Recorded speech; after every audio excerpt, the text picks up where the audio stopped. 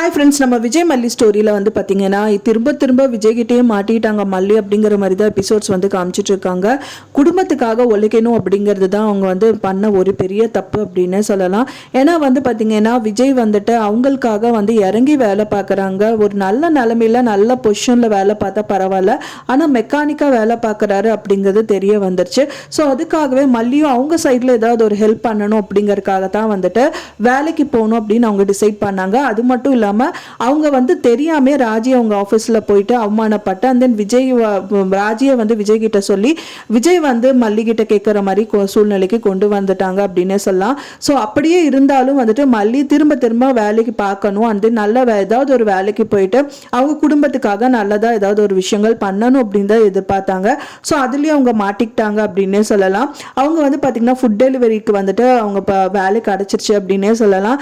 இப்போ நைட் டைமில் வந்து மெயினாக பொண்ணுகளுக்கு வந்து தனியாக இருக்காங்க அப்படிங்கறதுக்காக லேடியாக இருந்தால் பரவாயில்ல அப்படிங்கிற மாதிரி தான் வந்து எதிர்பார்த்துட்டு இருந்தாங்க. ஸோ அது மல்லி கிடைச்சதுனால மல்லி டெலிவரி பண்ணுறதுக்கு வந்து அக்செப்ட் பண்ணிட்டாங்க அப்படின்னே சொல்லலாம். ஸோ மல்லி வந்து டெலிவரி பண்ணுறதுக்கு போயிட்டு இருக்காங்க. அப்போ தான் வந்துட்டு ஒரு ஆர்டர் வருது. அதுவும் வந்து பார்த்தீங்கன்னா விஜய் கிட்ட இருந்து தான் வருது.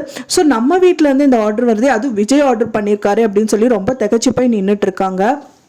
இப்போ அந்த ஆர்டர் வந்துட்டு நம்ம டெலிவரி பண்ணுறது நம்மளோட கடமை, பண்ணி தான் ஆகணும். ஸோ என்ன பண்ணுறது அப்படின்னு தெரியாமல் திகச்சு போய் நின்றுட்டு இருக்காங்க அப்படின்னே சொல்லலாம்.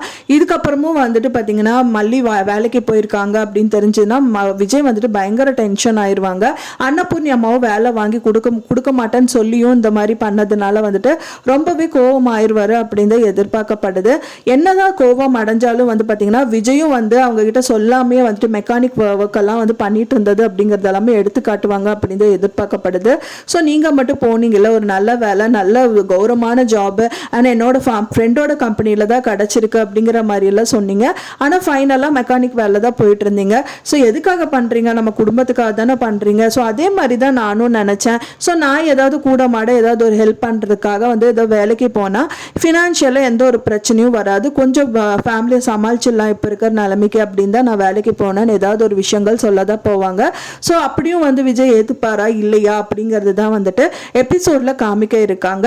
ஸோ மல்லி வந்து வேலைக்கு போனது கரெக்டா இல்லையா அப்படின்னு சொல்லிட்டு மறக்காம எனக்கு கமெண்ட்ல ஷேர் பண்ணுங்க ஃப்ரெண்ட்ஸ். நான் சொன்ன இந்த தகவல் உங்களுக்கு பிடிச்சிருக்கும்னு நினைக்கிறேன் ஃப்ரெண்ட்ஸ். பிடிச்சிருந்தா மறக்காம லைக் பண்ணுங்க, ஷேர் பண்ணுங்க, கமெண்ட் பண்ணுங்க, சப்ஸ்கிரைப் பண்ணுங்க.